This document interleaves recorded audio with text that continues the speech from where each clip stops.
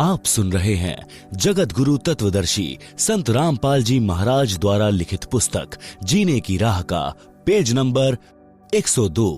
शब्दार्थ। जिस क्षेत्र में महात्मा गुरुजन नहीं होते और नदी आसपास न बह रही हो, हे भक्त उस देश को त्याग दे। वहां काल की भयंकर प्रताड़ना है।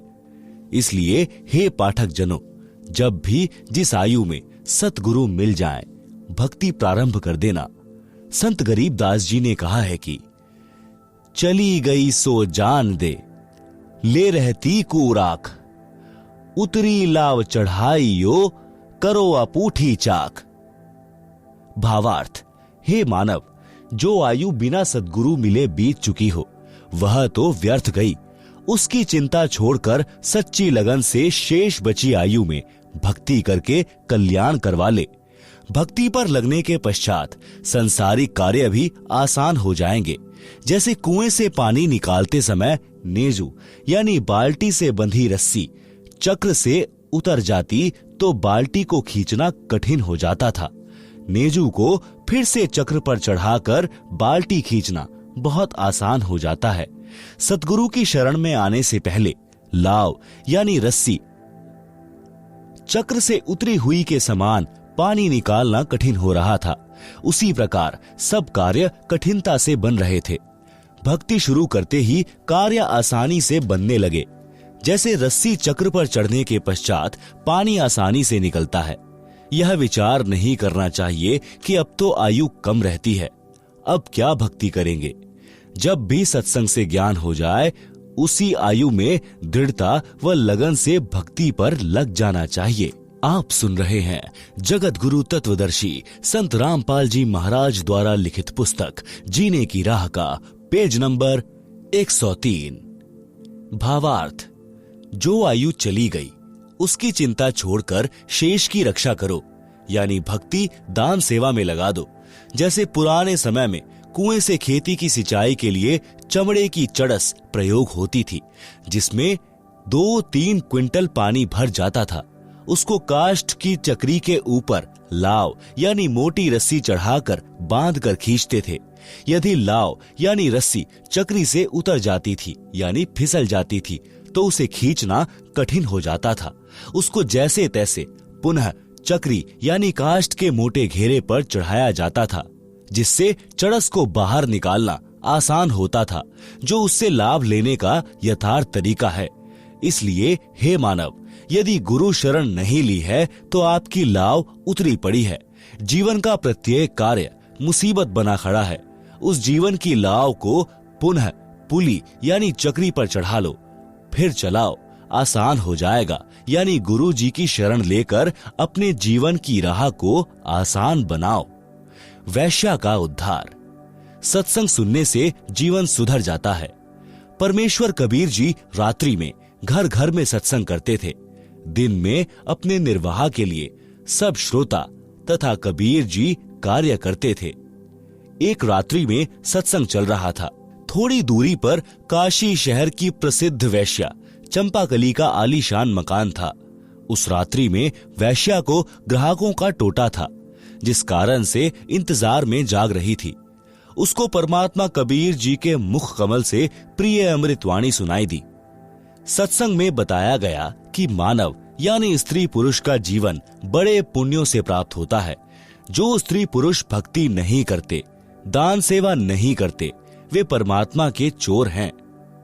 गीता अध्याय 3 श्लोक 12 में भी कहा कि जो व्यक्ति परमात्मा से प्राप्त धन का कुछ अंश दान धर्म में लगाए बिना स्वयं ही पेट भरता रहता है, वह तो परमात्मा का चोर ही है। जो मानव चोरी, डकैती, ठगी, वैश्यागमन करते हैं, वे महाअपराधी हैं। जो स्त्रियां वैश्या का धंधा करती हैं, वे भी महाअपराधी हैं। परमात्मा के दरबार में उनको कठिन दंड दिया जाएगा। मानव जीवन शुभ कर्म करने तथा भक्ति करने के लिए प्राप्त होता है। कबीर चोरी जारी वैश्यावृत्ति कभो न कर्यो कोय, पुण्य पाई नर देही ओछी ठोर न खोए। शब्दार्थ। हे मानव, चोरी जारी यानी पर स्त्री गमन, वैश्यावृत्ति यानी पर पुरुषों से धन के लोभ में स्त्री का संभोग करना कोई भी ना करना। यह मानव शरीर यानी स्त्री पुरुष बहुत पुण्यों से प्राप्त हुआ है। इससे पाप कार्यों को करके गलत स्थान पर जाकर नष्ट मत कर। शुभ कर्म कर, गुरु धारण करके अपना कल्याण करवाओ। मानव शरीर प्राप्त प्राणी को चाहिए कि सर्वप्रथम पूर्ण गुरु की शरण में जाकर दीक्षा प्राप्त करे, फिर आजीवन गुरु जी की मर्यादा में रहकर साधना तथा सेवा दान धर्म करता रहे, अपना दैनिक कार्य भी करे, परंतु सर्व बुराई त्याग दे, उसका कल्याण अवश्य होता है। अध्यात्म ज्ञान के अभाव से मानव यानी स्त्री पुरुष केवल धन उपार्जन को अपना मुख्य लक्ष्य बनाकर जीवन सफर को तय करता है। यदि आपके पास अरब खरब तक धन संपत्ति है जो आपने पूरे जीवन में अटपट छल कपट करके संग्रह की है, अचानक मृत्यु हो जाती है, सारे जीवन का जोड़ा धन तो यही रह गया, साथ तो शरीर भी नहीं गया, साथ गए तो वे पाप जो पूरे जीवन में माया के संग्रह में हुए थे। आप सुन रहे हैं जगत गुरु तत्वदर्शी संत रामपाल जी महाराज द्वारा लिखित पुस्तक जीने की राह का पेज नंबर 104। काया तेरी है नहीं, माया कहां से होए, गुरु चरणों में ध्यान रख, इन दोनों को खोए। कबीर सब जग निर्धना, धनवंता ना कोय, धनवान वही जानिए, जापे राम नाम धन होए। भावार्थ, जिस काया को रोग मुक्त कराने के लिए मानव अपनी संपत्ति को भी बेचकर उपचार कराता है, कहा है कि काया भी आपके साथ नहीं जाएगी। माया की तो बात ही क्या है। पूर्ण गुरु जी से दीक्षा लेकर दिन रात्रि भक्ति कर, गुरु जी के बताए ज्ञान को आधार बनाकर जीवन की राह पर चल। काया तथा माया से मोह हटाकर भक्ति धन संग्रह कर। हे मानव, मानव का पिछला इतिहास देख ले। सर्व सोने की लंका थी, रावण से रणधीर, एक पलक में राज नष्ट हुआ, जम के पड़े जंजीर। भक्ति बिना क्या होत है, भ्रम रहा संसार, रति कंचन पाया नहीं, रावण चली बार। भावार्थ, संत गरीबदास जी ने भी इसी बात का समर्थन किया कि भक्ति बिना जीव को कोई लाभ नहीं होता। माया जोड़ने के लिए आजीवन भटकता रहता है। श्रीलंका के राजा रावण के पास अनंत धन स्वर्ण आदि था, परंतु संसार त्याग कर जाते समय 1 ग्राम स्वर्ण भी साथ नहीं ले जा सका। सत्य भक्ति सत्य पुरुष की न करने से यमदूतों के द्वारा बेल यानी हथकड़ी बांधकर ऊपर यमराज के पास ले जाया गया, नरक में डाला गया। इसलिए हे मानव, अशुभ कर्मों से डर, सत्य भक्ति गुरु धारण करके कर। शंका समाधान करते हुए परमेश्वर कबीर जी ने सत्संग में बताया कि आध्यात्मिक ज्ञान के ना होने के कारण अच्छे व्यक्तियों से भी पाप हुए हैं। जब उन्होंने सत्संग सुना तो सर्व अपराध त्याग कर भक्ति करके अपना कल्याण कराया है। परमात्मा कबीर जी ने बताया कि मेरे पास साधना के वे यथार्थ मंत्र हैं जो सर्व पापों को नष्ट कर देते हैं, पुण्य बच जाते हैं। जैसे वर्तमान में वैज्ञानिकों ने ऐसी औषधि खोजी है जो खेती में डालने से घास व खरपतवार को नष्ट कर देती है, फसल सुरक्षित रहती है। ये मंत्र मैं अपने लोक से लेकर आया हूं। सोहम शब्द हम जग में लाएं, सार शब्द हम गुप्त छिपाएं। शब्दार्थ, शब्दार्थ ऊपर किया है। ऋग्वेद मंडल 9 सूक्त 95 मंत्र 2 में भी प्रमाण है कि परमात्मा इस संसार में प्रत्यक्ष प्रकट होकर अपनी अमृतवाणी द्वारा मुक्ति के सत्य मार्ग की प्रेरणा करता है। वह परमात्मा सब देवों का देव यानी सर्व का मालिक भक्ति के गुप्त नामों का आविष्कार करता है। यदि कोई महापापी भी है, सत्य साधना करने लग जाता है और भविष्य में कोई पाप नहीं करता है, तो उसके सर्व पाप समाप्त हो जाते हैं। भक्ति करके अपना कल्याण करा सकता है। आप सुन रहे हैं जगत गुरु तत्वदर्शी संत रामपाल जी महाराज द्वारा लिखित पुस्तक जीने की राह का पेज नंबर 105। उपरोक्त अमृत वचन सुनकर वह बहन वैश्या जैसे गहरी नींद से जागी हो, कांपने लग गई। घर में ताला लगाकर सत्संग स्थल पर गई। पीछे ही महिलाओं की ओर बैठ गई। सत्संग समाप्त होने के पश्चात आवाज लगी कि जो दीक्षा लेना चाहता है वह आगे गुरुदेव जी के पास आ जाए। कुछ स्त्री तथा पुरुष उठकर आगे आए। वह वैश्या भी आई और गुरुदेव जी को अपना परिचय दिया और बताया कि मैंने तो 40 वर्ष की आयु में प्रथम बार ये उपकारी वचन सुनने को मिले हैं। हे परमात्मा, क्या मेरे जैसी पापिन का भी कल्याण संभव है? वैसे तो आप जी ने सर्व समाधान सत्संग में बता दिया, परंतु जब अपने घृणित जीवन की ओर झांकती हूं तो ग्लानि होती है तथा विश्वास नहीं हो रहा कि मेरे जैसे अपराधी को क्षमा कर दिया जाएगा। परमेश्वर कबीर जी ने कहा कि जब ही सत्य नाम हृदय धरा, भयो पाप को नाश, जैसे चिनंगी अग्नि की पड़े पुराने घास। भावार्थ, जैसे करोड़ टन सूखे घास का ढेर लगा हो, यदि उसमें एक तीली माचिस की जलाकर डाल दी जाए तो उस घास को राख बना देती है। फिर हवा चलेगी जो उस राख को भी उड़ाकर ले जाएगी। काम तमाम हुआ। इसी प्रकार करोड़ों जन्मों के भी पाप क्यों ना हो, मेरे सच्चे मंत्र का जाप उसे जलाकर राख कर देगा। भविष्य में कोई गलती ना करना, कल्याण हो जाएगा। यजुर्वेद के अध्याय 8 मंत्र 13 में भी यही प्रमाण है कि परमात्मा अपने भक्त एनसह घोर पापों का नाश कर देता है, जीव का कल्याण कर देता है। उस बहन ने पाप का कार्य यानी वैश्या का धंधा त्याग दिया। परमात्मा कबीर जी से दीक्षा लेकर मर्यादा का पालन करते हुए आजीवन साधना करके चंपाकली ने मोक्ष प्राप्त किया। रंका बंका की कथा। परमेश्वर कबीर जी से चंपाकली ने पूछा कि हे भगवान, इस पाप की संपत्ति और रुपए का क्या करूं? परमेश्वर कबीर जी ने कहा कि बेटी, इस नरक के धन को दान कर दे। घर पर जाकर चंपाकली ने विचार किया कि यदि सर्वधन दान कर दिया तो खाऊंगी क्या? कोई कार्य और है नहीं। चंपाकली सत्संग में अधिक समय जाने लगी। एक दिन सत्संग में बताया गया कि रंका यानी पुरुष तथा बंका यानी स्त्री परमात्मा के परम भक्त थे। तत्व ज्ञान को ठीक से समझा था, उसी आधार से अपना जीवन यापन कर रहे थे। उनकी एक बेटी थी जिसका नाम अंबिका था। अंबिका को अंबिका कहते थे। एक दिन नामदेव भक्त ने अपने गुरुजी से कहा कि गुरुदेव, आपके भक्त रंका व बंका बहुत निर्धन हैं। आप उन्हें कुछ धन दे दो तो उनको जंगल से लकड़ियां लाकर शहर में बेचकर निर्वाह न करना पड़े। दोनों जंगल में जाते हैं, लकड़ियां चुग कर लाते हैं। भोजन का काम कठिनता से चलता है।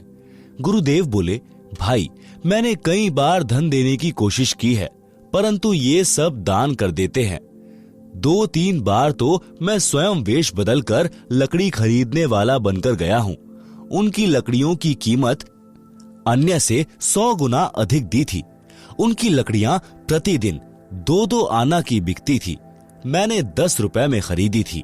उन्होंने 4 आना रखकर शेष रुपए मेरे को सत्संग में दान कर दिए। अब आप बताओ कि कैसे धन दूं? भक्त नामदेव जी ने फिर आग्रह किया कि अब की बार धन देकर देखो, अवश्य लेंगे।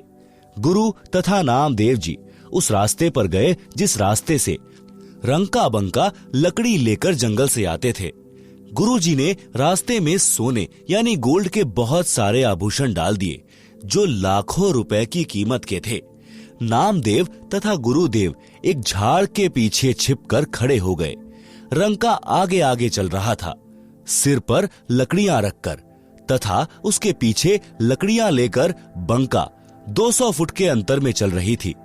भक्त रंका जी ने देखा कि स्वर्ण आभूषण बेशकीमती हैं और बंका नारी जाती है। कहीं आभूषणों को देखकर लालच आ जाए और अपना धर्म कर्म खराब कर ले, इसलिए पैरों से उन आभूषणों पर मिट्टी डालने लगा। भक्तमती बंका भी पूरे गुरु की चेली थी। उसने देखा कि पति देव गहनों पर मिट्टी डाल रहा है, उद्देश्य भी जान गई।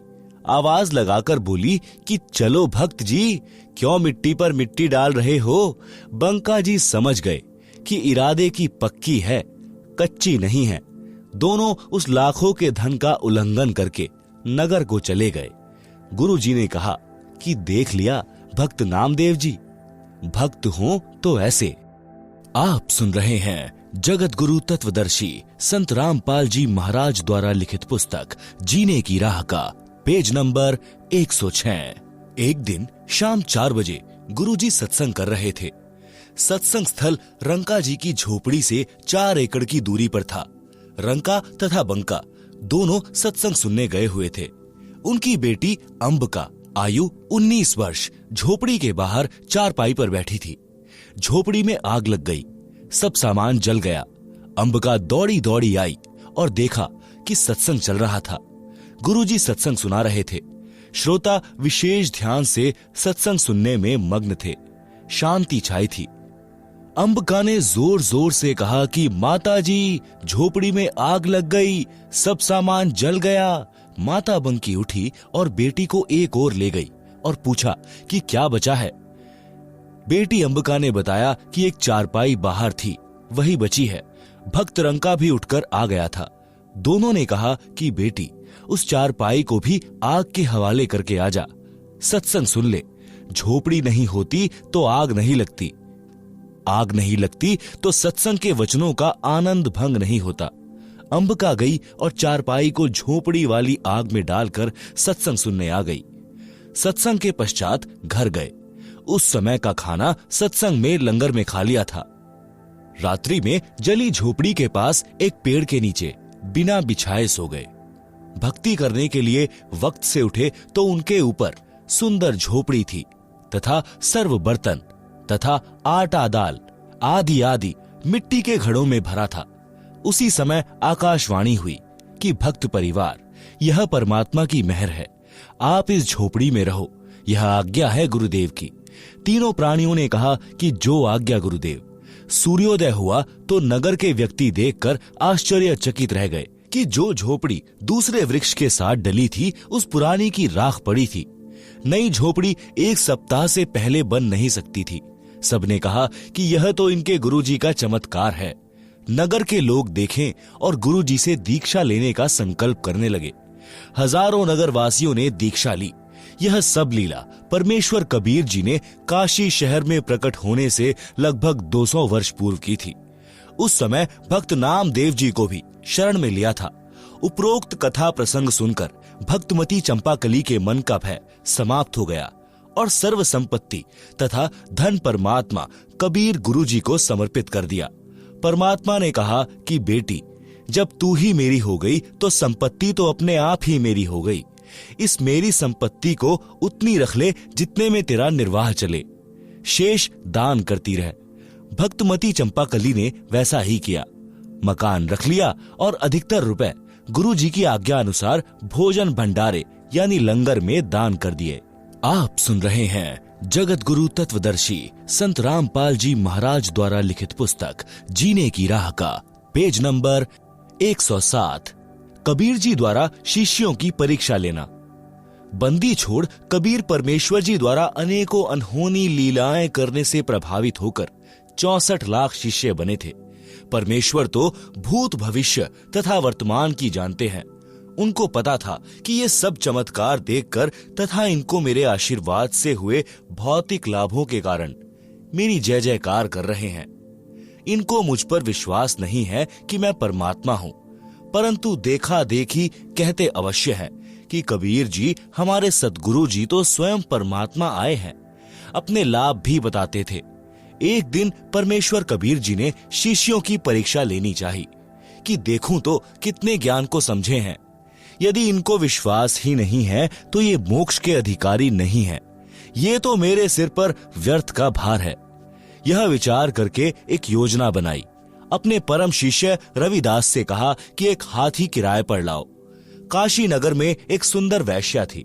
उसके मकान से थोड़ी दूरी पर किसी कबीर जी के भक्त का मकान था। कबीर जी उसके आंगन में रात्रि के समय सत्संग कर रहे थे। उसी दिन उस वैश्या के पास भी ग्राहक नहीं थे। सत्संग के वचन सुनने के लिए वह अपने मकान की छत पर कुर्सी लेकर बैठ गई। पूर्ण रात्रि सत्संग सुना और उठकर सत्संग स्थल पर गई तथा परमात्मा कबीर जी को अपना परिचय दिया तथा कहा कि गुरुजी, क्या मेरे जैसी पापिनी का भी उद्धार हो सकता है? मैंने अपने जीवन में प्रथम बार आत्म कल्याण की बातें सुनी हैं। अब मेरे पास दो ही विकल्प हैं कि या तो मेरा कल्याण हो या मैं आत्महत्या करके पापों का प्रायश्चित करूं। परमात्मा कबीर जी ने कहा, बेटी, आत्महत्या करना महापाप है। भक्ति करने से सर्व पाप परमात्मा नष्ट कर देता है। आप मेरे से उपदेश लेकर साधना करो और भविष्य में पापों से बचकर रहना। उस बहन ने प्रतिज्ञा की और परमात्मा कबीर जी से दीक्षा लेकर भक्ति करने लगी तथा जहां भी प्रभु कबीर जी सत्संग करते वहीं सत्संग सुनने जाने लगी, जिस कारण से कबीर जी के भक्तों को उसका सत्संग में आना अच्छा नहीं लगता था। वे उस लड़की को कहते थे कि तेरे कारण गुरु जी की बदनामी होती है, तू सत्संग में मत आया कर, तू सबसे आगे गुरु जी के पास बैठती है, वहां ना बैठा कर। लड़की ने ये बातें गुरु कबीर जी को बताई और फूट फूट कर रोने लगी। परमेश्वर जी ने कहा कि बेटी, आप सत्संग में आया करो। कबीर जी ने सत्संग वचनों द्वारा स्पष्ट किया कि मैला कपड़ा साबुन और पानी से दूर रहकर निर्मल कैसे हो सकता है। इसी प्रकार पापी व्यक्ति सत्संग से तथा गुरु से दूर रहकर आत्म कल्याण कैसे करा सकता है। भक्त वैश्या तथा रोगी से नफरत नहीं करते, सम्मान करते हैं, उसको ज्ञान चर्चा द्वारा मोक्ष प्राप्ति की प्रेरणा करते हैं। परमात्मा कबीर जी के बार बार समझाने पर भी भक्तजन उस लड़की को सत्संग से मना करते रहे तथा बहाना करते थे कि तेरे कारण गुरु जी काशी में बदनाम हो गए हैं। काशी के व्यक्ति हमें बार बार कहते हैं कि तुम्हारे गुरु जी के पास वैश्या भी जाती है, वह काहे का गुरु है। आप सुन रहे हैं जगत गुरु तत्वदर्शी संत रामपाल जी महाराज द्वारा लिखित पुस्तक जीने की राह का पेज नंबर 108। उस लड़की से कहा कि बेटी, आप मेरे साथ हाथी पर बैठकर चलोगी? लड़की ने कहा, जो आज्ञा गुरुदेव। अगले दिन सुबह लगभग 10 बजे हाथी के ऊपर तीनों सवार होकर काशी नगर के मुख्य बाजार में से गुजरने लगे। संत रविदास जी हाथी को चला रहे थे। लड़की रविदास जी के पीछे, कबीर जी के आगे, यानी दोनों के बीच में बैठी थी। कबीर जी ने एक बोतल में गंगा का पानी भर लिया। उस बोतल को मुख से लगाकर घूंट घूंट कर पी रहे थे। लोगों को लगा कि कबीर जी शराब पी रहे हैं। शराब के नशे में वैश्या को सरेआम बाजार में लिए घूम रहे हैं। काशी के व्यक्ति एक दूसरे को बता रहे हैं कि देखो, बड़े बड़े उपदेश दिया करता कबीर जुलाहा, आज इसकी पोल पट्टी खुल गई है। ये लोग सत्संग के बहाने ऐसे कर्म करते हैं। काशी के व्यक्ति कबीर जी के शिष्यों को पकड़ पकड़ कर लाकर दिखा रहे थे कि देख, तुम्हारे परमात्मा की करतूत, शराब पी रहे हैं, वैश्या को लिए सरेआम घूम रहा है। यह लीला देखकर वे 64 लाख नकली शिष्य कबीर जी को त्याग कर चले गए। पहले वाली साधना करने लगे, लोक लाज में फंसकर गुरु विमुख हो गए। परमात्मा कबीर जी विशेषकर ऐसी लीला उस समय किया करते जिस समय दिल्ली का सम्राट सिकंदर लोधी काशी नगरी में आया हो। उस समय सिकंदर लोधी राजा काशी में उपस्थित था। काजी पंडितों ने राजा को शिकायत कर दी कि कबीर जुलाहे ने जुल्म कर दिया। शर्म लाज समाप्त करके सरेआम वैश्या के साथ हाथी के ऊपर गलत कार्य कर रहा था, शराब पी रहा है। राजा ने तुरंत पकड़कर गंगा में डुबोकर मारने का आदेश दिया। आप सुन रहे हैं जगत गुरु तत्वदर्शी संत रामपाल जी महाराज द्वारा लिखित पुस्तक जीने की राह का पेज नंबर 109। अपने हाथों से राजा सिकंदर ने हाथों में हथकड़ी तथा पैरों में बेड़ी तथा गले में तोक लगाई। नौका में बैठाकर गंगा दरिया के मध्य में ले जाकर दरिया में सिपाहियों ने पटक दिया। हथकड़ी, बेड़ी तथा तोक अपने आप टूटकर जल में गिर गई। परमात्मा जल पर पद्म आसन लगाकर बैठ गए। नीचे से गंगा जल चक्कर काटता हुआ बह रहा था। परमात्मा जल के ऊपर आराम से बैठे थे। कुछ समय उपरांत परमात्मा कबीर जी गंगा के किनारे आ गए। सिपाहियों ने शेख तकी के आदेश से कबीर जी को पकड़कर नौका में बैठाकर कबीर परमात्मा के पैरों तथा कमर पर भारी पत्थर बांधकर हाथ पीछे को रस्सी से बांधकर गंगा दरिया के मध्य में फेंक दिया। रस्से टूट गए, पत्थर जल में डूब गए। परमेश्वर कबीर जी जल के ऊपर बैठे रह गए। जब देखा कि कबीर गंगा दरिया में डूबा नहीं, तो क्रोधित होकर शेख तकी ने राजा से कहकर तोप के गोले मारने का आदेश दे दिया। पहले कबीर जी को पत्थर मारे, गोली मारी, तीर मारे। अंत में तोप के गोले 4 पहर यानी 12 घंटे तक कबीर जी के ऊपर चलाए। कोई तो वही किनारे पर गिर जाता, कोई दूसरे किनारे पर जाकर गिरता, कोई दूर तालाब में जाकर गिरता। एक भी गोला, पत्थर, बंदूक की गोली या तीर परमेश्वर कबीर जी के आसपास भी नहीं गया। इतना कुछ देखकर भी काशी के व्यक्ति परमेश्वर को नहीं पहचान पाए। तब परमेश्वर कबीर जी ने देखा कि ये तो अक्ल के अंधे हैं। उसी समय गंगा के जल में समा गए और अपने भक्त रविदास जी के घर प्रकट हो गए। दर्शकों को विश्वास हो गया कि कबीर जुलाहा गंगा जल में डूबकर मर गया है। उसके ऊपर रेत व रेग यानी गारा जम गई होगी। सब खुशी मनाते हुए, नाचते कूदते हुए नगर को चल पड़े। शेख तकी अपनी मंडली के साथ संत रविदास जी के घर यह बताने के लिए गया कि जिस कबीर जी को तुम परमात्मा कहते थे वह डूब गया है, मर गया है। संत रविदास जी के घर पर जाकर देखा तो कबीर जी इकतारा यानी वाद्य यंत्र बजा बजा कर शब्द गा रहे थे। शेख तकी की तो मां सी मर गई। राजा सिकंदर के पास जाकर बताया कि वह आंखें बचाकर भाग गया है, रविदास के घर बैठा है।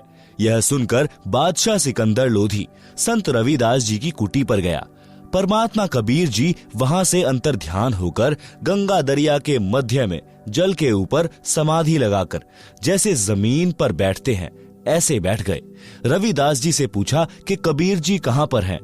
संत रविदास जी ने कहा कि हे बादशाह जी, वे पूर्ण परमात्मा हैं, वे ही अलख अल्लाह हैं। आप इन्हें पहचानो, वे तो मर्जी के मालिक हैं, जहां चाहे चले जाएं। मुझे कुछ नहीं पता कहां चले गए, वे तो सबके साथ रहते हैं। उसी समय किसी ने बताया कि कबीर जी तो गंगा के बीच में बैठे भक्ति कर रहे हैं।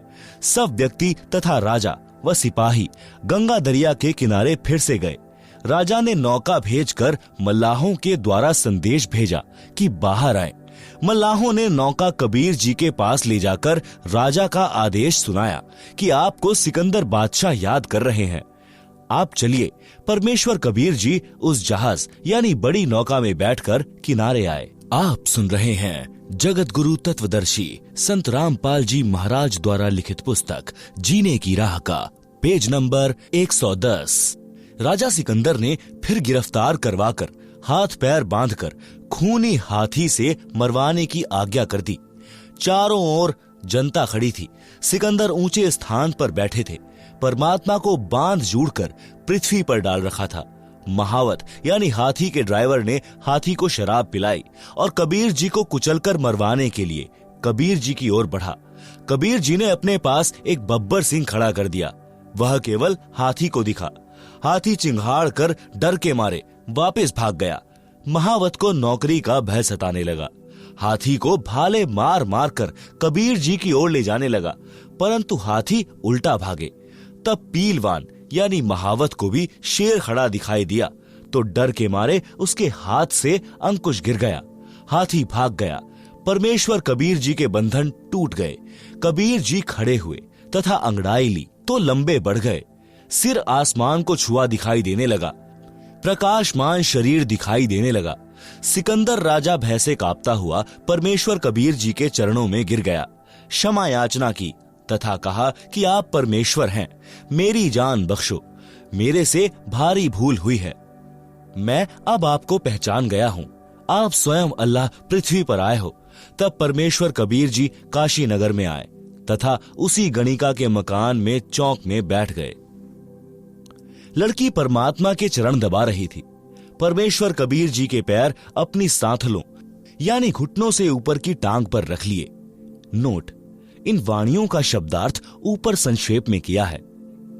फिर गणिका के संग चले, शीशी भरी शराब, गरीब दास उस पुरी में जुल्हा भया खराब।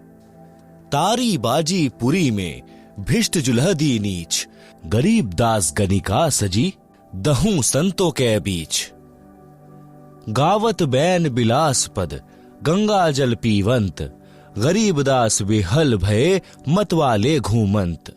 भड़ुआ भड़ुआ सब कहें कोई न जाने खोज। दास गरीब कबीर करम बांटत शिर का बोझ। देखो गनी का संगी लई कहते कौम 36। गरीब दास इस जुलहदी का दर्शन आन हदीस। शाह सिकंदर को सुनी भिष्ट हुए दो संत। गरीब दास चारों वर्ण उठी लागे सब पंथ। चारी वर्ण शट आश्रम दोनों दीन खुशाल। गरीब दास हिंदू तुरक पड़या शहर गली जाल। शाह सिकंदर कह गए सुनी कबले अरदास। गरीब दास तलबा हुई पकड़े दोनों दास। कहो कबीर यो क्या किया गनिका लिन्ही संग। गरीब दास भूले भक्ति परया भजन में भंग।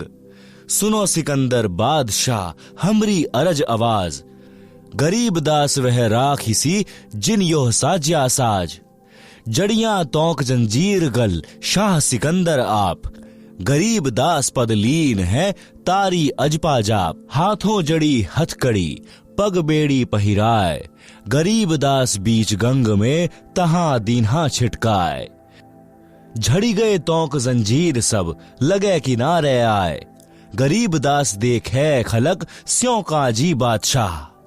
नीचे नीचे गंगा जल ऊपर आसन थीर। गरीब दास बूढ़े नहीं बैठे अधर कबीर। यो अचरज कैसा भया देखें दोनों दीन। गरीब दास काजी कहे बांधी दिया जलसीन। गल में फांसी डारी करी बांधो शिला सुधारी। गरीब दास यह जुलहदी जब बूढ़े गंगधार। शिला धरी जब नाव में बांधी गले कबीर। गरीब दास फंद टूटी के ना डूबे जल नीर। शिला चही शाह और को देखत काशी ख्याल। गरीब दास कबीर का आसन अधर हमाल। तीर बाण गोली चले तो प्रहकल्यों शोर। गरीब दास उस जुलहदी के गई एक नहीं और। अधर धार गोले बहें जल के बीच गभाक। गरीब दास उस जुलहदी पर शस्त्र छूटे लाख। तो प्रहकले सब चले तीर बाण कमान। गरीब दास वह जुलहदी जल पर रहे अमान। अधरी धार अपार गति जल परी लगी समाधि। गरीब दास निज ब्रह्म पद खेले आदि अनादि। जुलम हुआ बूढ़े नहीं शस्त्र लगे ना बाण। गरीब दास इब कौन गति कैसे लीजे प्राण। लगी समाधि अगाध में बिचरे काशी गंग। गरीब दास की लोल सर छुहे चरण तरंग। चारी पहर गोले बगे धमी मुलक मैदान। गरीब दास पोखर सुखे रहे कबीर अमान। अपनी करनी सब करी थाके दोनों दीन। गरीब दास अब जुलहदी पैठी गए जलमीन। डूब्या डूब्या सब कहें हो गए गारत गोर। गरीब दास कबले धनी तुम आगे क्या जोर। आनंद मंगल होत है बटे बधाई बेग। गरीब दास उस जुलहदी पर फिर गई रेती रेग। हस्ती घोड़े चढ़त हैं पान मिठाई चीर। गरीब दास काशी खुशी बूढ़े गंग कबीर। जावो घरी रे दास के हिलकारे हजूर। गरीब दास खुशिया कहो कहियो नहीं कसूर। झालरी ढोलक बजत है गावे शब्द कबीर। गरीब दास रे दास संगी दोनों एक ही तीर। काजी पंडित सब गए शाह सिकंदर उठ। गरीब दास रे दास के भेष गए जटजूट। कोठी कुठले सब झके बासन टींडर गोली। गरीब दास रह दास सुनो कहां गए वह बोल। वे प्रगट पूर्ण पुरुष हैं अविनाशी अलख अल्लाह। गरीब दास रह दास कहे सुनो सिकंदर शाह। सूरजमुखी सुभान सर खिले फूल गुलजार। गरीब दास काजी पंडित करता शाह पुकार। शाह सिकंदर फिर गए उस गंगा के तीर। दास गरीब कबीर हरि बैठे ऊपर नीर। बैठी मलाह जिहाज में गए धार के बीच। गरीब दास हरि हरि करे प्रेम फुहारे सींच। करी अरज मलाह तहां दीन दुनी बादशाह। गरीब दास आसन उधर लगी समाधि जुलाहा। भंवर फिरत हैं गंग जल फूल उगाने कोटि। गरीब दास तहां बंदगी हरिजन हरि की ओट। संकल सीढ़ी लाय करी उतरे तहां मलाह। गरीब दास हम बंदगी याद किए बादशाह। बैठ कबीर जहाज में आए गंगा घाट। गरीब दास काशी थकी हांडे बहु विधि बाट। आप सुन रहे हैं जगत गुरु तत्वदर्शी संत रामपाल जी महाराज द्वारा लिखित पुस्तक जीने की राह का पेज नंबर 111। शब्दार्थ वाणी नंबर 726 से 730 का शब्दार्थ। परमात्मा कबीर जी ने शिष्यों की परीक्षा लेने के उद्देश्य से एक शीशी में गंगा दरिया का जल भर लिया। काशी शहर की प्रसिद्ध वैश्या और रविदास संत जी के साथ किराए के हाथी पर चढ़कर काशी शहर के मुख्य बाजार की गलियों में घूमने लगे। शीशी से मुख लगाकर जल पी रहे थे, परंतु अदा कर रहे थे जैसे शराब पी रहे हैं। रविदास जी हाथी को चला रहे थे, पीछे वैश्या बैठी थी। वैश्या के पीछे कबीर जी वैश्या के गले में हाथ डालकर आशिक की तरह अभिनय कर रहे थे। काशी शहर के व्यक्ति यह सब देखकर हाथों से तालियां बजाने लगे और कहने लगे कि देखो, कबीर नीच जुलाहा वैश्या को साथ लेकर शराब के नशे में वैश्या के गले में हाथ डालकर मतवाला होकर घूम रहा है। परमात्मा कबीर जी भक्ति के शब्द कविता गा रहे थे और झूम रहे थे। जनता समझ रही थी कि गाने गा रहा है। अभद्र तरीके से वैश्या से लिपटा बैठा है। इसने लोक लाज भी उतार दी है। काशी नगर के सब नागरिक कबीर जी को भड़वा भड़वा यानी व्यभिचारी व्यभिचारी कहने लगे, परंतु इस राज को कोई नहीं समझ पा रहा था कि परमात्मा कबीर जी सतगुरु रूप में अनेकों शिष्यों को दीक्षा दे चुके थे। उनके पापों का भार अपने सिर पर ले रखा था। शिष्य गुरु आज्ञा का पालन नहीं कर रहे थे, उनके भार से मुक्त हो रहे थे। शिष्यगण यह लीला देखकर नाम दीक्षा त्याग कर कबीर जी से दूर हो गए। उनके सत्संग विचार भी सुनने के लिए सत्संग जाना भी त्याग दिया। जितने शिष्यों ने नाम त्यागा, उनका भार कबीर जी के सिर से उतर गया। काशी शहर के 36 बिरादरी के व्यक्ति कह रहे थे कि देखो, गणिक यानी वैश्या को साथ लेकर चल रहा है। इस जुलाहे कबीर के दर्शन से भी पाप लगता है। आप सुन रहे हैं जगत गुरु तत्वदर्शी संत रामपाल जी महाराज द्वारा लिखित पुस्तक जीने की राह का पेज नंबर 112 है। वाणी नंबर 731 से 754 का शब्दार्थ।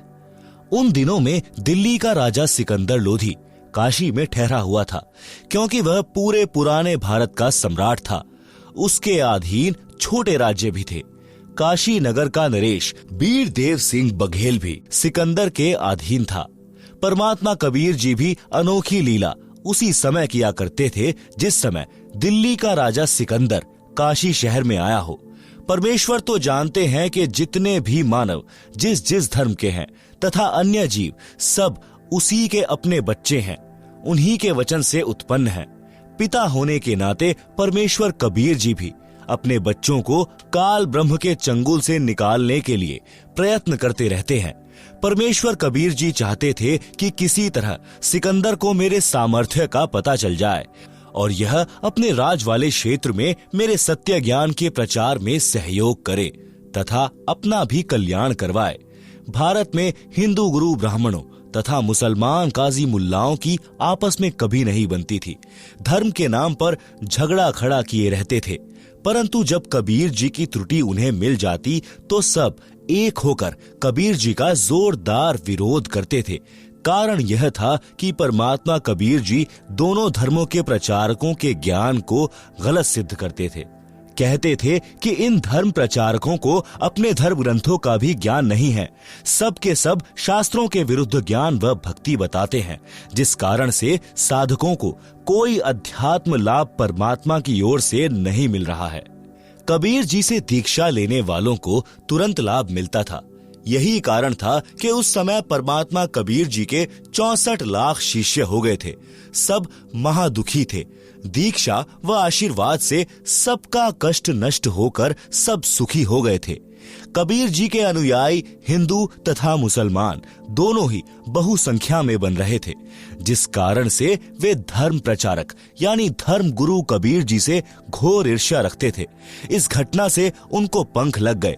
विचार किया कि दिल्ली का सम्राट भी आया है, आज इस जुलाहे को मौत की सजा दिलाएंगे। यह विचार करके हजारों की संख्या में दोनों धर्मों के व्यक्ति राजा सिकंदर के पास विश्राम गृह में गए। कारण का पता लगने पर राजा सिकंदर ने जनता को प्रसन्न करने के लिए कहा कि अभी गिरफ्तार करवाकर उस कबीर को मौत के घाट उतारता हूँ। संत रविदास जी तथा परमात्मा कबीर जी दोनों को पुलिस पकड़ लाई। संत रविदास जी को तो छोड़ दिया, क्योंकि कबीर जी ने सब अपनी गलती मानी थी।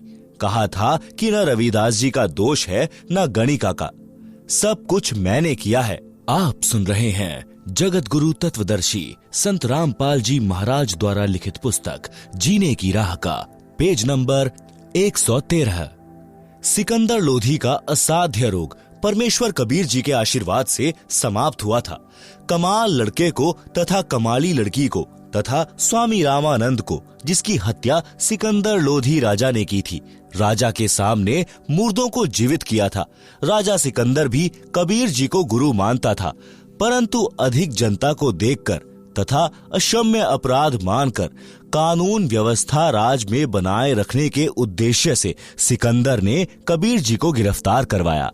फिर भी कुछ गुरु मर्यादा का ध्यान रखते हुए प्रश्न किया कि हे कबीर जी, आप इतने नेक विचारों वाले थे, यह क्या कर बैठे? आपने वैश्या को साथ लिया, आप भक्ति भूल गए, आपका भजन यानी नाम खंड हो गया, भक्ति का नाश कर लिया। कबीर जी ने उत्तर दिया कि हे सिकंदर बादशाह, आपके प्रश्न का उत्तर सुनो। जिस परमेश्वर ने सब ब्रह्मांडों को बनाकर सुरक्षित रखा है, वह मेरी भी रक्षा करेगा।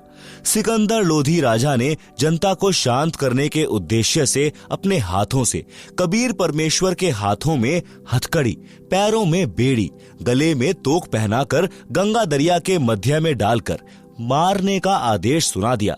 राजा के आदेशानुसार कबीर जी को गंगा नदी के मध्य में नौका के द्वारा ले जाकर जल में डाल दिया। परमेश्वर कबीर जी के हाथों की हथकड़ी, पैरों की बेड़ी तथा गले की तोक वाली जंजीर टूटकर जल में गिर गई और परमात्मा कबीर जी जल के ऊपर बैठे रहे। यह देखकर काजियों ने कहा कि कुछ इसने जादू तंत्र करके जल को बांध दिया है, इस कारण से नहीं डूब रहा। कुछ समय तक जल पर बैठे रहे, फिर गंगा नदी के किनारे की ओर उसी स्थान पर आ गए जिस स्थान से नौका में बैठा कर ले गए थे। उस स्थान पर यानी गंगा दरिया के किनारे पर कई हजार व्यक्ति देखने के लिए उपस्थित थे। राजा सिकंदर भी उपस्थित था। काजी व मुल्ला तथा ब्राह्मणों ने विचार करके राजा से कहा कि इसके गले में पत्थर की भारी वजन वाली शिला बांधकर दरिया के मध्य डाला जाए, यह तब डूबेगा। नौका में कबीर जी को बैठाकर गले में लोहे की मोटी जंजीर से पत्थर की भारी शिला बांधकर गंगा नदी के मध्य में जल में पटक दिया। जंजीर टूट गई। पत्थर की शिला जल के ऊपर तैरती हुई तेजी से चलकर सिकंदर राजा की ओर आई। कबीर जी जल के ऊपर पालथी लगाकर सुखासन पर बैठे रहे। अताह जल नीचे नीचे बह रहा है। परमात्मा कबीर जी जल में डूबे नहीं। जल की लहरें परमेश्वर जी के चरण छूकर उछल उछल कर किलोल कर रही थी। राजा ने आदेश दिया कि तीर मारकर इसका अंत कर दो। जब बहुत समय तक तीर बाणों से कबीर जी नहीं मरे तो तोप यंत्र मंगाया गया। तोप के गोले तथा तीर दोनों ही छोड़े गए, परंतु एक भी परमेश्वर कबीर जी की ओर नहीं गया। कोई गोला उसी किनारे के पास दरिया में गिरे, कोई दूर गिरे। कुछ तोप के गोले तो दूर तालाबों में गिरे जिनका जल ही सूख गया। तोप के कुछ गोले दाएं बाएं गिर रहे थे। परमात्मा कबीर जी के निकट एक भी तीर बाण व तोप का गोला नहीं गया। यह प्रयत्न 4 पहर यानी 12 घंटे तक चला, परंतु कबीर जी नहीं मरे। पूर्ण परमात्मा कबीर जी अविनाशी हैं। अविनाशी को कौन मार सकता है? वे जनता को लीला के माध्यम से अपना सामर्थ्य दिखा रहे थे, परंतु काल ब्रह्म ने बुद्धि हर रखी थी। किसी के भी विचार में यह बात नहीं आई कि यह सामान्य व्यक्ति नहीं है। जब राजा तथा प्रजा ने सब कोशिश कर ली तो कहने लगे कि इसको कैसे मारा जाए। जब सब जुल्म करके थक लिए तब परमात्मा कबीर जी गंगा नदी के जल में गोता लगा गए। उपस्थित जनता तथा राजा ने मान लिया कि कबीर जल में डूबकर मर गया। इसके शव पर रेत व गारा गिर गई। कबीर जी के मरने की खुशी में लोग ढोल बजाने लगे, नाचने गाने लगे और मिठाई बांटने लगे। राजा विश्राम गृह में चला गया। काजी, मुल्ला व पंडित जन मिलकर रविदास के घर गए। वहां पर उनको अंदर से कबीर जी की आवाज सुनाई दी। वे परमात्मा की महिमा के शब्द यानी कविता गा रहे थे। रविदास जी को बताने गए थे कि जिसे आप अविनाशी कहते थे वह कबीर मर गया है। घर के अंदर गए तो कबीर जी रविदास जी के पास बैठे थे। दोनों शब्द गा रहे थे। देखकर वापस जाकर सिकंदर को बताया कि कबीर मरा नहीं, वह तो रविदास के घर पर बैठा है। हजारों की संख्या में काशी के काजी, मुल्ला, पंडित तथा जनता रविदास जी के घर गए। वहां पर कबीर जी नहीं मिले। रविदास जी से पूछा कि कबीर कहाँ हैं? वे बोले कि अभी मेरे पास से गए हैं। कह रहे थे कि गंगा में स्नान करके आता हूं। राजा तथा सब व्यक्ति गंगा के उसी किनारे पर गए तो परमात्मा कबीर जी जल के ऊपर पहले की तरह बैठे मिले। दरिया के मध्य में बैठे थे। छोटा समुद्री जहाज में मल्लाह यानी जहाज चालक व अन्य कुछ व्यक्ति गए और कहा कि आपको राजा सिकंदर बुला रहा है। जहाज से सीढ़ी जंजीरों से बांधकर जल में लटकाई। कबीर जी सीढ़ी से चढ़कर जहाज में बैठकर गंगा नदी से बाहर आए तो तुरंत पकड़ लिए यानी गिरफ्तार कर लिए। आप सुन रहे हैं जगत गुरु तत्वदर्शी संत रामपाल जी महाराज द्वारा लिखित पुस्तक जीने की राह का पेज नंबर 114। खूनी हाथी से कबीर परमेश्वर को मरवाने की कुचेष्टा। खूनी हाथी मस्त है, पग बंधे जंजीर। गरीब दास जहां डारिया, मसक बांधी कबीर। सिंह रूप साहिब धरया, भागे उल्टे फील। गरीब दास नहीं समझती यह दुनिया खलील। बने केहरी सिंह जीत, चौर शिखर असमान। गरीब दास हस्ती लखया, दिखे नहीं जिहान। कूटे शीश महावत, अंकुश शीर गरगाप। गरीब दास उल्टा भगे, तारी दीजे थाप। भाले को खो मारिए, चरखी छूटे पाख। गरीब दास नहीं निकट जाए, किलकी देवे लाख। जैसी भक्ति कबीर की, ऐसी करे ना कोय। गरीब दास कुंजर थके, उल्टे भागे रोए। दुम गोवे मूंडी धुने, सैन न समझे एक। गरीब दास दिखे नहीं, आगे खड़ा अलेख। पीलवान देखा तबे, खड़ा केहरी सिंह। गरीब दास आए तहां, धरी मौला बहुरंग। उतरे मौला अरस्ते, भाव भक्ति के हेत। गरीब दास तब शाह लखे, कबीर पुरुष सहेत। लीला की कबीर ने, दो रूप में रहे दीस। दास गरीब कबीर के, पास खड़े जगदीश। जंभाई अंगड़ाइयां, लंबे भय दयाल। गरीब दास उस शाह को, मानो दर्शा काल। कोटि चंद्र शशिभान मुख, गिरद कुंड दुमलील। गरीब दास तहाना टिके, भागी गए रणफील। नयन लाल भोपीत हैं, डूंगर नख पहाड़। गरीब दास उस शाह को, सिंह रूप दीदार। मस्तक शिखर स्वर्ग लग, दीरग देह बिलंद। गरीब दास हरी उतरे, काटन जम के फंद। गिरद नाभि निर्भय कला, दुदकारे नहीं कोय। गरीब दास त्रिलोकी में, गाज तास की होय। जीव नरसिंह प्रहलाद के, यू वह नरसिंह एक। गरीब दास हरियाइया, राखन जन की टेक। बार बार सताए कर, मस्तक लीना भार। गरीब दास शाह यों कहे, बक्सो इबकी बार। तहां सिंह ल्यो लीन हुआ, परचा इबकी बार। गरीब दास शाह यों कहे, अल्लाह दिया दीदार। सुन काशी के पंडितों, काजी मुल्ला पीर। गरीब दास इसके चरण लियो, अल्लाह अलेख कबीर। योह कबीर अल्लाह है, उतरे काशी धाम। गरीब दास शाह यो कहे, झगर मुए बेकाम। काजी पंडित रूठया, हम त्याग्यायो देश। गरीब दास शटदल कहे, जादू सिहर हमेश।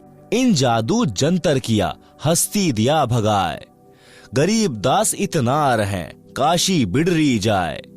काशी बिडरी चहों दिशा, थांभन हारा एक। गरीब दास कैसे थंभे, बिडरे बहुत अनेक। आप सुन रहे हैं जगत गुरु तत्वदर्शी संत रामपाल जी महाराज द्वारा लिखित पुस्तक जीने की राह का पेज नंबर 115। शब्दार्थ वाणी नंबर 767 से 789। परमात्मा कबीर जी के हाथ पैर बांधकर एक मैदान के अंदर डाल दिया, जहां पर घोर अपराधियों को कठोर दंड दिया जाता था। वर्तमान के स्टेडियम जैसा वह मैदान होता था। राजा तथा पदाधिकारी स्टेज पर बैठते थे। दर्शक चारों ओर खड़े होते थे। मनुष्यों को मारने के लिए हाथी को प्रशिक्षित किया जाता था। उसे शराब तथा रक्त पीने का चस्का लगाया जाता था। उसे खूनी हाथी कहते थे। राजा सिकंदर तथा अन्य मंत्रीगण बैठे थे। प्रजा चारों ओर खड़ी थी। खूनी हाथी को महावत यानी हाथी को वश करके चलाने वाला व्यक्ति कबीर जी की ओर मारने के लिए लाया तो परमेश्वर कबीर जी ने एक सिंह का रूप दिखाया, जो केवल हाथी को दिखाई दे रहा था। हाथी ने शराब पी रखी थी।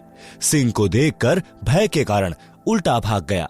महावत ने हाथी को भालों से मारा, परंतु कबीर जी की ओर हाथी नहीं गया। परमात्मा कबीर जी ने महावत को भी सिंह खड़ा दिखा दिया। महावत भी डरकर हाथी से गिर गया। हाथी भाग गया।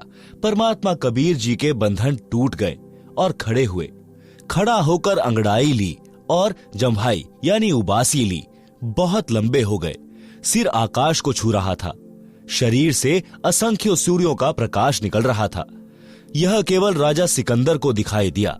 राजा भयभीत होकर खड़ा होकर मैदान में आया और कहा कि मेरी जान बख्श दो, मेरे से बड़ी गलती हुई है।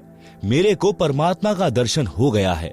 जनता से राजा ने कहा कि यह अल्लाहू अकबर है, कबीर रूप में पृथ्वी पर आया है। इसके चरण छूकर अपना कल्याण करवा लो। परंतु कर्महीन काजी, मुल्ला व पंडित कहने लगे कि कबीर ने जादू जंत्र करके हाथी को भगा दिया, हम जा रहे हैं। यह कहकर वे पाप आत्मा सब चले गए। परमात्मा ने अपना शरीर सामान्य किया और सिंह को अदृश्य कर दिया। अपनी कुटी में चले गए। आप सुन रहे हैं जगत गुरु तत्वदर्शी संत रामपाल जी महाराज द्वारा लिखित पुस्तक जीने की राह का पेज नंबर 116। दीक्षा के पश्चात पूर्ण गुरुदेव जी से दीक्षा लेकर पूर्ण विश्वास के साथ गुरुदेव द्वारा बताई साधना पूरी निष्ठा के साथ करें। कबीर जी ने बताया है कि धीरज रखें। धीरे धीरे रे मना, धीरे सब कुछ होए। माली सींचे 100 घड़ा, समय आए फल होए। भावार्थ, जैसे माली आम का बीज बोता है, उसकी सिंचाई करता है। कुछ दिन पश्चात अंकुर दिखाई देता है, फिर भी समय समय पर सिंचाई करता रहता है। रक्षा के लिए कांटेदार झाड़ियों की बाड़ यानी फेंसेस करता है। एक आम के पौधे को पेड़ बनने में लगभग 8 से 10 वर्ष लग जाते हैं। तब तक माली पौधा लगाने वाला यानी बाग का मालिक या नौकर उस पौधे की सिंचाई करता रहता है। जब आम का पेड़ बन जाता है तो आम के फल लगते हैं। इतने लगते हैं कि स्वयं का परिवार भी खाता है तथा बेचकर अपना निर्वाह भी करता है। इसी प्रकार भक्ति नाम रूपी बीज को बोकर यानी दीक्षा लेकर उसका स्मरण दान रूपी सिंचाई करते रहना चाहिए। आम के पौधे की तरह धीरे धीरे भक्ति रूपी पेड़ बनने के पश्चात सुखों का अंबार लग जाएगा। जैसे आम के पेड़ को टनों आम लगे, खाए और बेचकर धन कमाया, इसी प्रकार भक्त को धीरज रखना चाहिए। धीरे धीरे भक्ति का परिणाम आने लगेगा। विश्वास, परमात्मा की भक्ति का लाभ उसी को होता है जो परमात्मा की महिमा पर पूर्ण विश्वास रखता है। परमात्मा के लिए कुछ भी असंभव नहीं है। एक नगर के बाहर जंगल में 2 महात्मा साधना कर रहे थे। एक 40 वर्ष से घर त्याग कर साधना कर रहा था। दूसरा अभी 2 वर्ष से साधना करने लगा था। परमात्मा के दरबार से एक देवदूत प्रतिदिन कुछ समय उन दोनों साधकों के पास व्यतीत करता था। दोनों साधकों के आश्रम गांव के पूर्व तथा पश्चिम में थे। बड़े का स्थान पश्चिम में तथा छोटे का स्थान गांव के पूर्व में जंगल में था। देवदूत प्रतिदिन 1-1 घंटा दोनों के पास बैठता। परमात्मा की चर्चा चलती।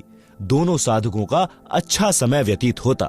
एक दिन देवदूत ने भगवान विष्णु जी से कहा कि भगवान, कपिला नगरी के बाहर आपके 2 परम भक्त रहते हैं। श्री विष्णु जी ने कहा कि एक परम भक्त है, दूसरा तो बनावटी भक्त है।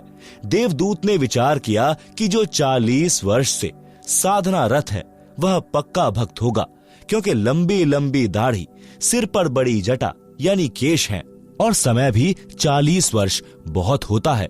देवदूत बोला कि हे प्रभु, जो 40 वर्ष से आपकी भक्ति कर रहा है वह होगा परम भक्त। प्रभु ने कहा नहीं, दूसरा जो 2 वर्ष से साधना में लगा है। प्रभु ने कहा कि देवदूत, मेरी बात पर विश्वास नहीं हुआ। देवदूत बोला, प्रभु ऐसा नहीं है, परंतु मेरी तुच्छ बुद्धि यही मान रही है कि बड़ी आयु वाला भी अच्छा भक्त है। श्री विष्णु जी ने कहा कि कल आप देर से पृथ्वी पर जाना। दोनों ही देर से आने का कारण पूछेंगे तो आप बताना कि आज प्रभु जी ने हाथी को सुई के नाके से निकालना था, वह लीला देखकर आया हूँ, इसलिए आने में देर हो गई। जो उत्तर मिले उससे आपको भी पता लग जाएगा कि परम भक्त कौन है। पहले प्रतिदिन देवदूत सुबह 8 बजे के आसपास बड़े के पास जाता था और 10 बजे के आसपास छोटी आयु वाले के पास जाता था। अगले दिन बड़ी आयु वाले के पास दिन के 12 बजे पहुंचा।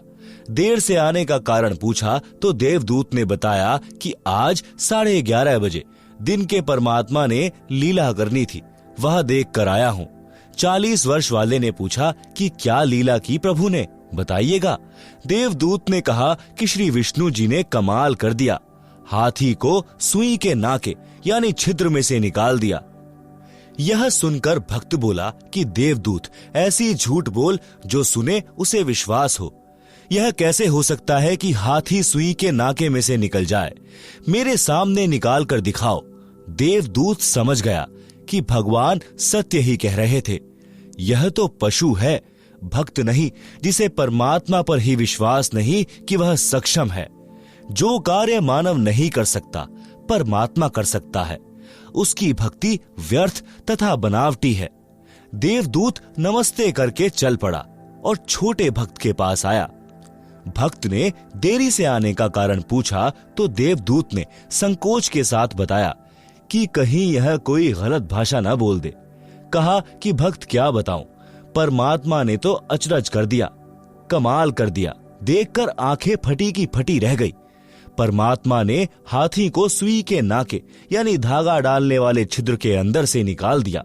यह सुनकर भक्त बोला कि देवदूत जी, इसमें आश्चर्य की कौन सी बात है? परमात्मा निकाल दे पूरी पृथ्वी को सुई के नाके में से, हाथी तो बात ही क्या है। देवदूत ने भक्त को सीने से लगाया और कहा कि धन्य है आपके माता पिता जिनसे जन्म हुआ। कुर्बान हूं आपके परमात्मा पर, अटल विश्वास पर।